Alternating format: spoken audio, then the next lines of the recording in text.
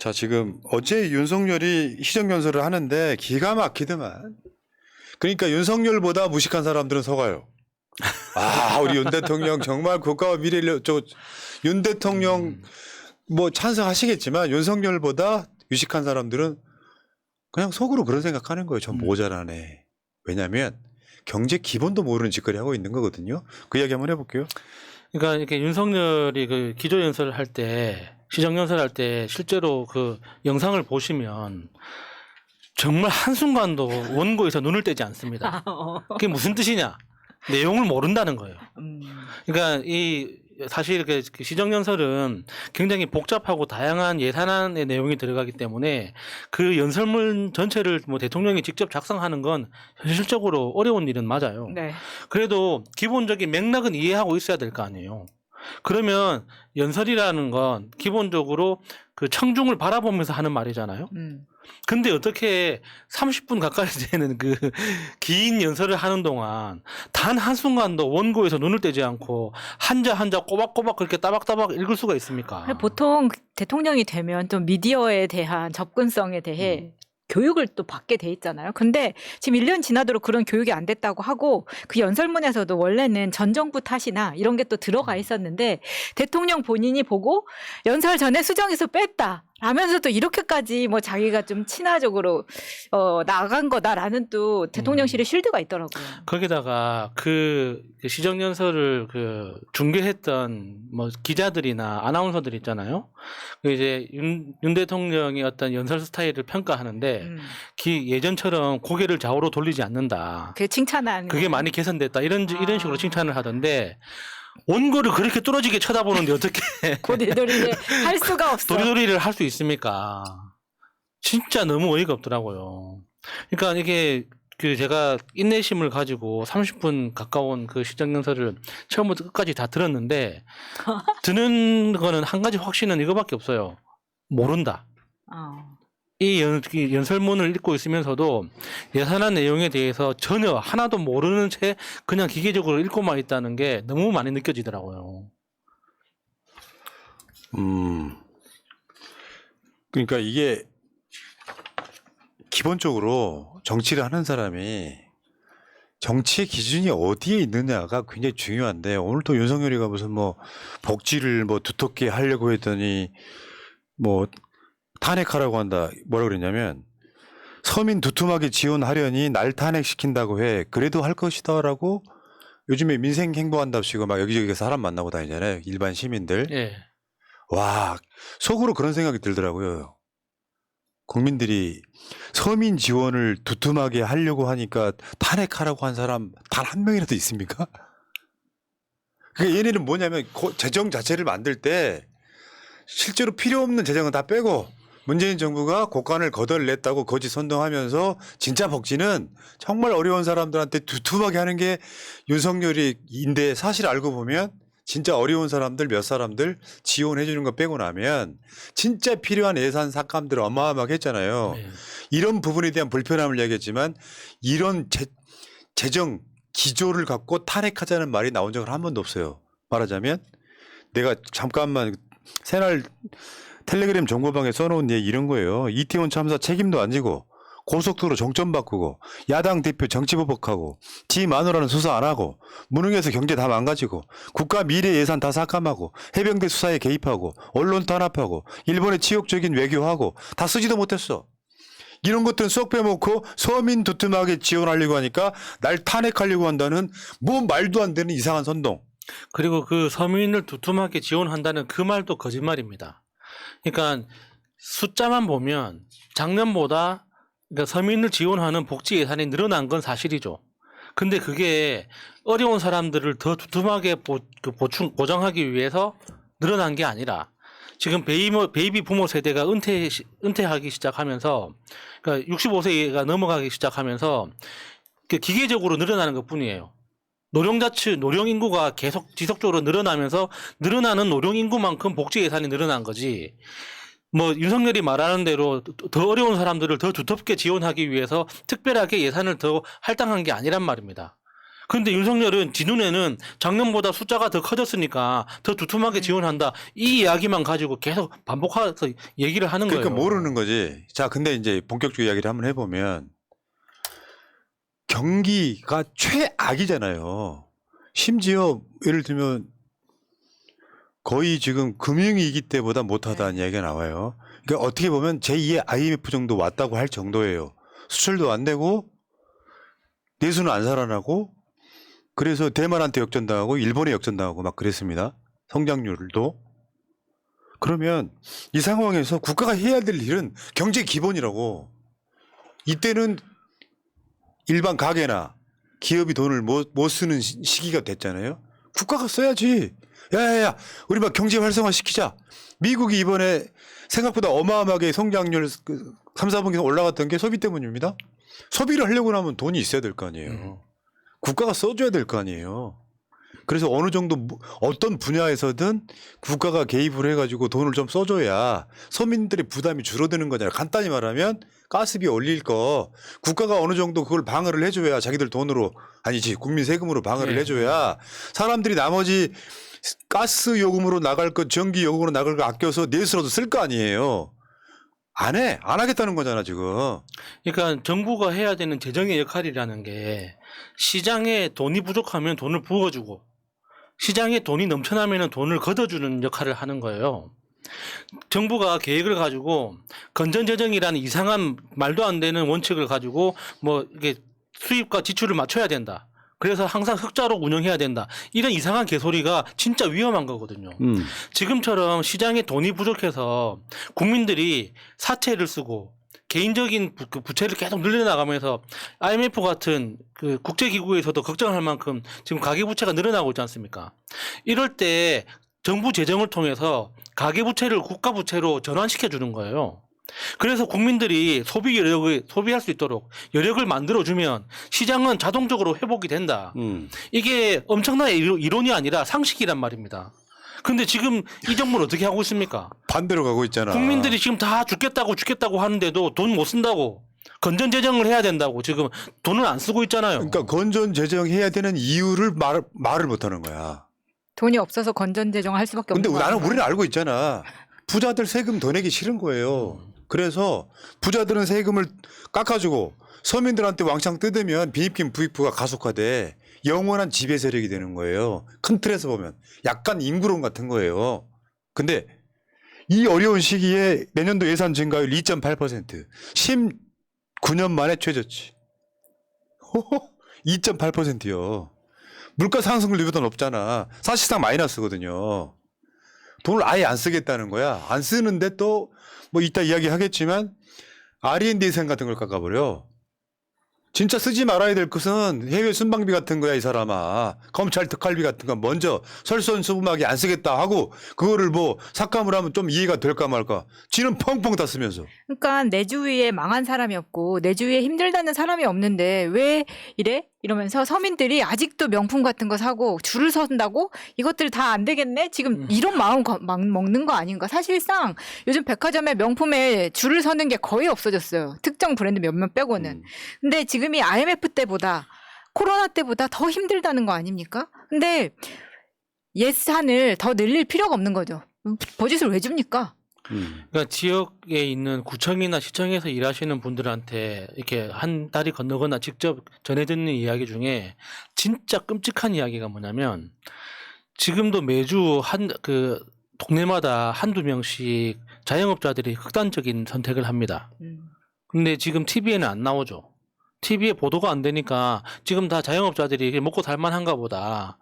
그렇게 지금 짐작할 수도 있는데 지금 그 구청이나 시청의 공무원들은 거의 집단적인 우울증에 걸릴 지경이래요.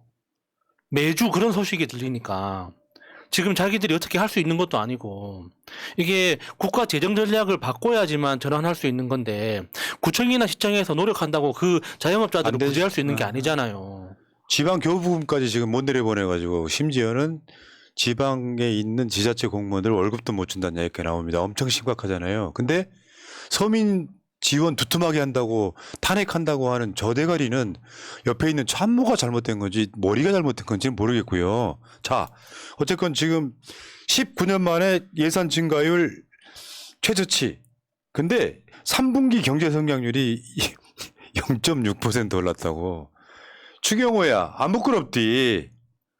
3분기 경제 성장률이 0.6%인데 지금 윤석열 정부는 올해 1.4% 성장한다고 지금 그 뭘 해놨잖아요. 자기들 스스로가. 근데 그게 이것도 불투명하다는 거야. 1% 될까 말까 할 가능성이 높아요. 한국만 그렇다고. 경제 성장률 전망치를 낼 때 각 기관들이 한국만 재조정할 때 깎아버렸잖아요. 예. 기억을 하시겠지만 지금 현실이 이렇단 말이에요. 그러면 뭐 어떻게 해야 돼? 어쨌건 재령 자기 나라가 망해가는 상황이면 실제로 국채를 발행해서라도 요거를 뭔가 살려줘야 될 거 아니야. 근데 다 깎아. 그러니까 우리나라가 뭐 일본이나 다른 나라처럼 국가 부채 비율이 엄청 높아가지고, 그러니까 국가 부채를 확장하는 게 조심스러워야 된다거나, 뭐 하여튼 많은 검토가 필요하다면 모르겠는데, 우리나라는 아직도 국가 부채 비율이 50%그 전후 정도밖에 안 됩니다. 그렇지. 미국도 100%가 넘고, 일본은 250%가 넘고, 유럽 대부분의 나라가 100%가 넘는데, 왜 국가의 역량을 사용을 안 하냐고요. 이럴 때 국가의 역량을 쓰라고 국민들이 그동안 노동하고 세금 내는 거 아닙니까? 그러니까 국가가 존재해야 되는 이유, 경제의 기본 논리도 아예 모르는 자가 시장 연설을 했는데 아니까 맹탕 연설이라고밖에 더 하겠어요. 지금 2024년 그러니까 내년 경제 성장률 전망치 올해는 1.4도 어렵다는 거고 내년은 지금 계속 바뀔 거라고 생각을 합니다만 이게 지금 8월 말 기준이잖아요. 여기 보면은 2%대는 3개 그리고 JP모건 등은 1%대까지 나오고 있지 않습니까? 근데 올해도 계속해서 저 전망치는 계속 떨어졌었잖아요. 발표할 때마다. 그러니까 문제는 이제 걱정되는 게 이제 일본처럼 한 20년 동안 장기적으로 저성장 해버릴까 봐. 그럼 경제가 아주 골 때리는 상황 와버리는 거예요. 근데 이제 일본처럼 저성장을 하더라도 일본도 이제 최근에는 경제가 살아나고 있다고 하지 않습니까? 그러니까 일본을 정말 이렇게 칭찬하기 싫은데 그나마 우리나라보다 잘하고 있는 건 일본의 정부 그 국가 부채가 250%가 넘는다고 하지만 그렇기 때문에 국민들이 가지고 있는 가계부채가 없는 거예요. 그러니까 우리가 일본을 비난하잖아요. 뭐 30년 넘게 임금이 안 올랐다. 뭐 물가도 안 올라가지고 지금 우리보다 싸졌다 이야기를 하지만 그건 국가가 부채를 그 대신 짊어지고 있기 때문에 그러니까 소득이 안 올랐어도 소비 활동이 이루어지고 있었던 거예요. 그러니까 시장이 계속 작동하고 있으니까 국가적으로 기회가 왔을 때 경제를 회복할 수 있는 힘이 생기는 거거든요. 근데 지금 우리나라 방식으로 저성장에 빠지기 시작하면 소비력을 뺏기는 거예요. 국가가 져야 할 부채가 국민들한테 다 넘어와 있기 때문에 국민들이 앞으로 돈을 얼마나 많이 벌더라도 결국에는 그거는 빚 갚는 데 써야 되는 거 아닙니까? 그러면 시장에서 쓸 돈이 없단 말이에요. 그러면은 누가 제품을 생산하며 누가 수출을 합니까? 우리나라만큼 무역으로 먹고 사는 나라 많지 않잖아요. 무역 순위에서는 한참 떨어지지만 그런 거 없어도 잘 사는 나라들 많아요. 무역 수지 세계 200위는 충격적 사건이잖아요. 그 말이 그게 계속된다면 일시적인 게 아니고 계속된다면 나라 망했다는 소리죠. 나라 말아먹기 이런 거고. 더군다나 이번에 그 내년도 예산안에 R&D, 지역화폐 이런 것들이 다 민생 경제 예산이거든. 이재명표 정책이라 지역화폐 예산은 전액 삭감. R&D 예산은 미래를 위한 투자인데 전액 삭감.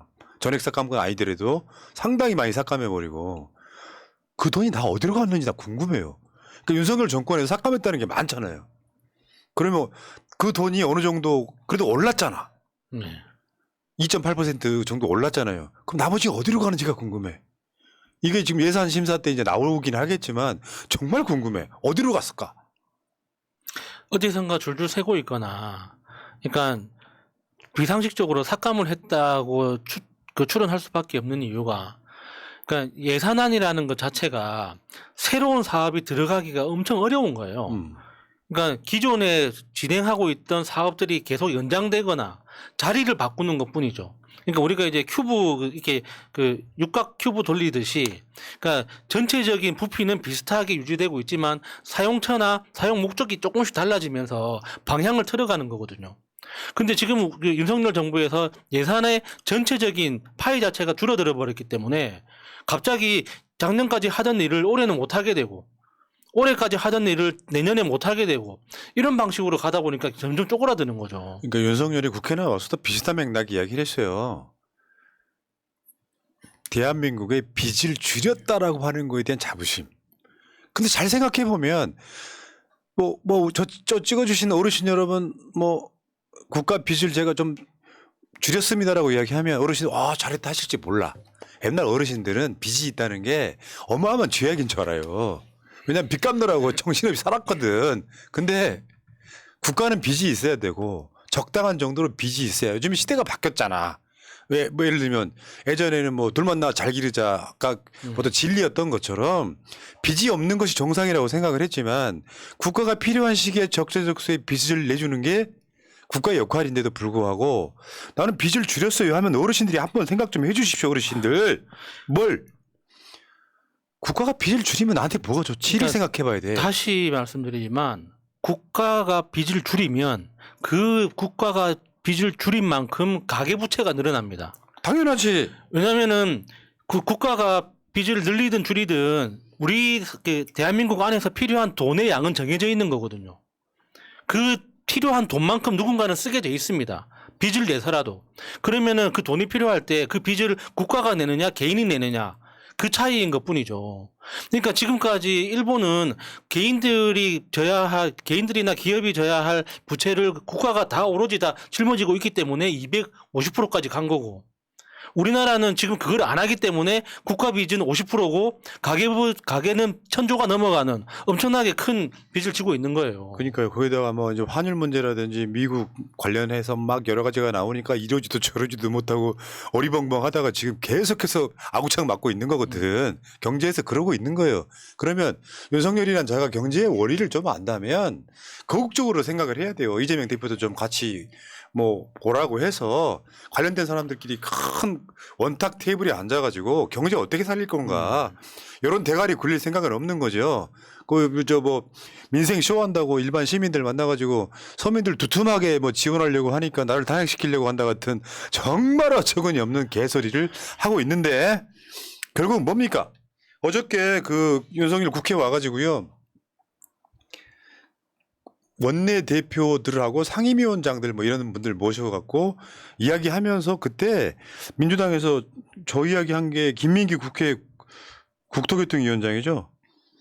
김건희 일가 양평 땅 관련해서 논란의 종지부를 이제 대통령께서 직접 찍어 주셔야 할 때가 됐다라는 이야기를 했고요. 조금 큰 중요한 이야기는 아닌데 결국 뭡니까?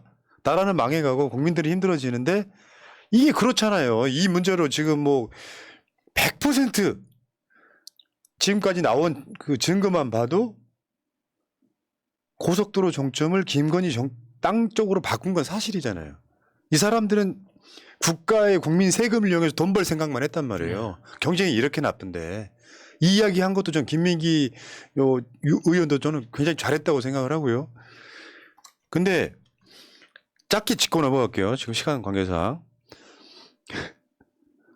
어저께 제가 기사 하나를 봤는데 신생아 대출 27조 푼다. 최저 1.6% 금리 적용. 저게 처음에는 지원인 줄 알았어요. 대충 읽고.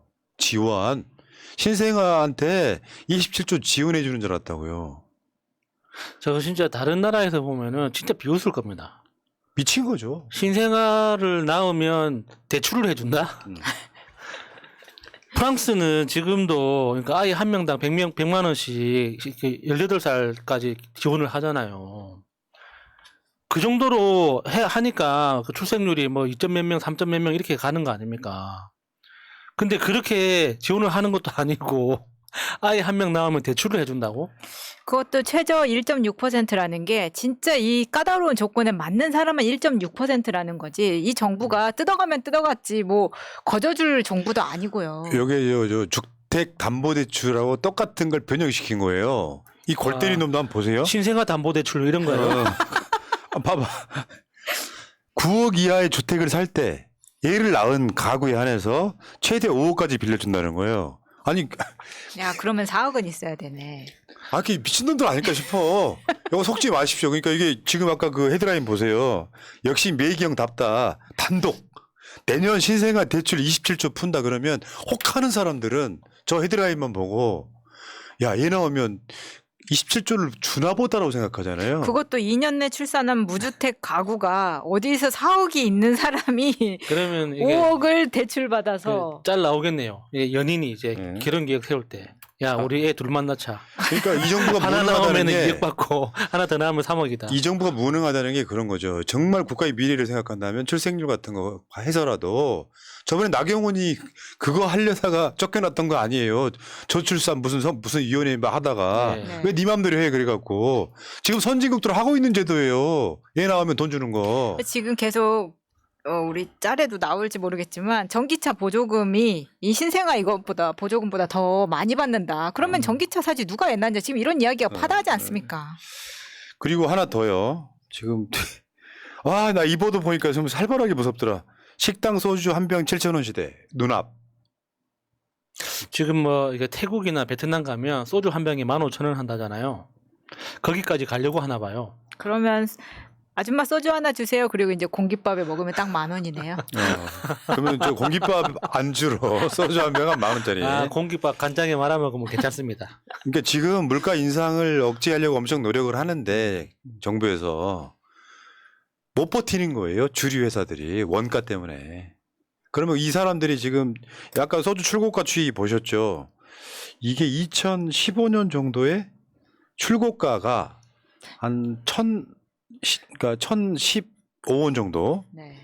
했던 게 지금 1,247원까지 23년 이달에 출고가가 1,247원이라고 하는 거예요. 그러면 이 사람들은 식당에 계시는 분들은 이걸 받아가지고 여러 가지로 다른 재료비가 올라가니까 올릴 수밖에 없는 거. 그렇죠. 일단 임대료 올라가죠. 다음에 식당에 나오는 식재료들 가격이 공급하죠. 하다 보면 소주를 이제 7,000원 받는 시대가 금방 온다라고 하는 보도였고요.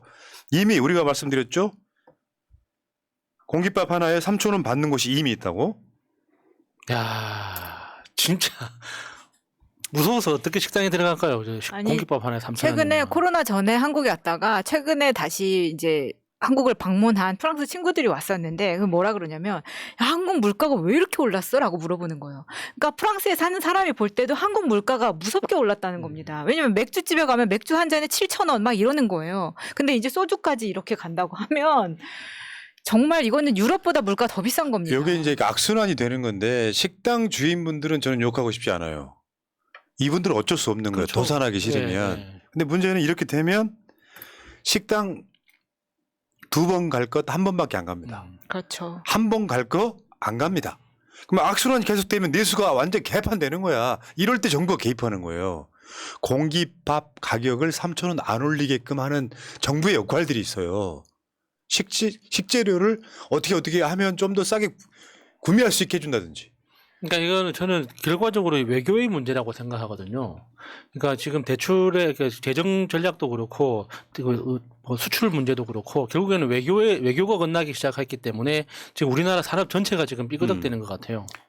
지금 이렇게 자영업 악순환 되면 이게 경제가 좋아질 가능성이 없어요. 상저하고 이런 게 아니에요. 이제 1년 내내 뭐 어떤 저점 찍으면서 내년에도 내후년에도 성장을 하면 한다고 해봐야 한 1, 2% 하다가 보면은 어느 날 갑자기 나라 망해 있는 거지 뭐. 채팅창에 어르신들이 잔술 파는 시대가 다시 온다. 아. 근데 잔술 먹어서 술 먹은 것 같아? 그러면은 잔술도 3,000원씩 받겠죠.